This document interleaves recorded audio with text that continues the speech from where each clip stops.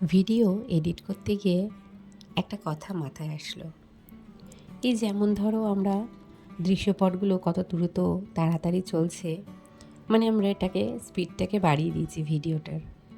জীবনেও যদি কাজকর্মগুলো এইরকমই দ্রুত গতিতে হয়ে যেত আর অনেকটা সময় পাওয়া যেত রিল্যাক্সে শান্তিতে বসে থাকার জন্য, তাহলে কি ভালো হতো না? কিন্তু বাস্তব জীবনে কিন্তু তা হয় না।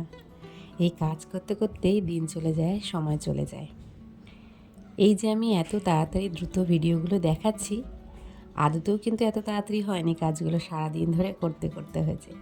আর আমি 6 মিনিটের ভিডিওতে তোমাদের সারাদিনের কাজকর্ম দেখাবো। নমস্কার, আমি তনুশ্রী, চলে এসেছি একটা নতুন ভিডিও নিয়ে।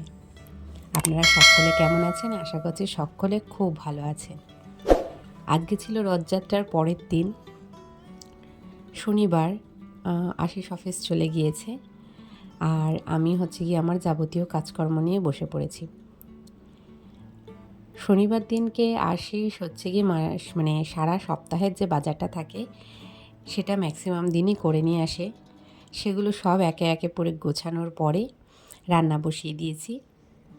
যেহেতু সকালবেলা আশিস চলে গিয়েছে, আশিসকে রুটি আর তরকারি করে দিয়েছিলাম টিফিনে নিয়ে যাওয়ার জন্য। আর দুপুরবেলা তেলাপিয়া মাছ এনেছিল আশিস, তেলাপিয়া মাছের ঝোল আর মাংস করব। মাংস করলে আমার ঠাকুমা যেহেতু খায় না, তার জন্য আমাকে মাছ করতেই হয়।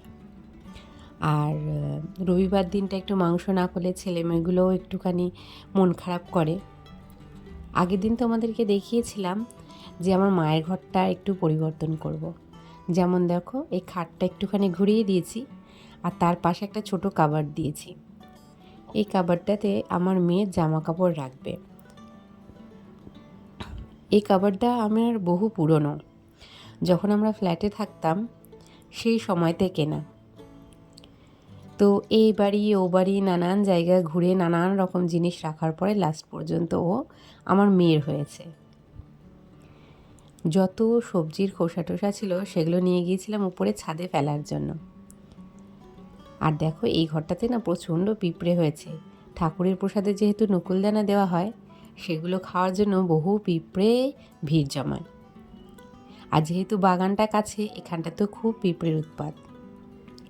লঙ্কা গাছগুলো কি সতেজ হয়েছে দেখো, কিন্তু কিছুতেই ফুল আসছে না। কি করলে ফুল আসবে তোমরা যদি কেউ জানা থাকে তোমাদের, তাহলে জানিও। আর দেখো, এটা একটা লেবু গাছের গ্রো ব্যাগ, কিন্তু কোথায় যে লেবু গাছ ভগবানই জানে। পুরো তুলসী গাছে ছেয়ে গিয়েছে।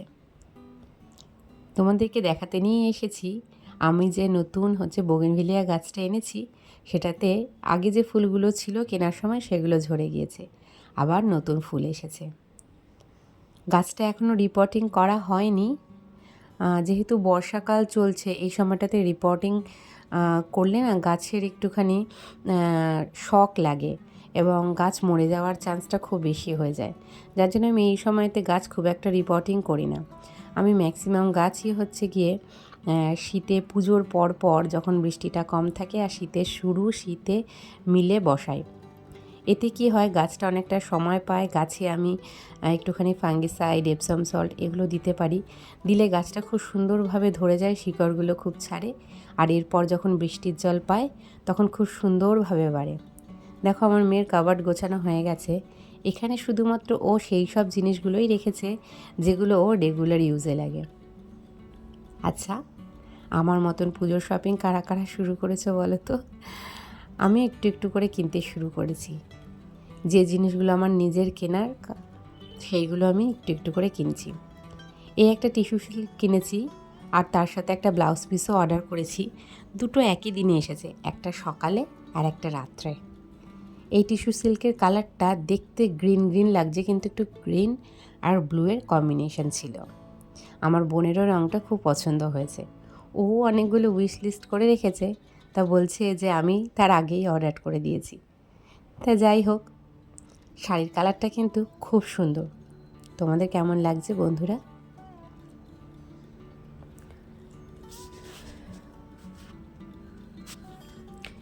দুপুরবেলা খাওয়া দাওয়ার পরে এখন প্রত্যেক যখনই আমি বাড়িতে থাকি তখনই হচ্ছে কি আইসক্রিম অর্ডার করা হয়। আর সেই আইসক্রিম খেয়ে আমার ছেলে দেখো হাতে পায়ে গায়ে সব জায়গাতে মেখেছে। আইসক্রিম খাওয়াতে না, আইসক্রিম দিয়ে স্নান করা। আর দেখো এই ব্লাউজ পিসটা বিকেলবেলা এসেছে। এটা আমি ওই শাড়িটার সঙ্গেই কন্ট্রাস্টে পরবো বলে অর্ডার করেছি। কেমন হয়েছে বন্ধুরা তোমরা দেখিও, আর যখন বানাবো তখনও তোমাদের সঙ্গে শেয়ার করব। আজকের ভিডিওটা এইখানে আর এই পর্যন্তই শেষ করে দিচ্ছি। আমি যখন ভয়েস ওভার দিচ্ছি তখন 2-3টে প্লেন যাচ্ছে। জানি না ভয়েস ওভারটা তোমাদের কেমন শুনতে লাগলো। আশা করছি খুব একটা খারাপ হবে না। আমার ভিডিও কেমন লাগছে প্লিজ কমেন্টসে জানিও। আর যদি ভালো লাগে তাহলে আমার পাশে থেকে যাও আর আমার চ্যানেলটা সাবস্ক্রাইব করতে ভুলো না। অসংখ্য ধন্যবাদ তোমাদের আমার ভিডিও দেখার জন্য। আর তোমরা সকলে সুস্থ থেকো, ভালো থেকো। টাটা, দেখা হবে পরের ভিডিওতে। হ্যাঁ, ওই দিক দিয়ে, ওই দিক দিয়ে, ওই দিক দিয়ে। হ্যাঁ।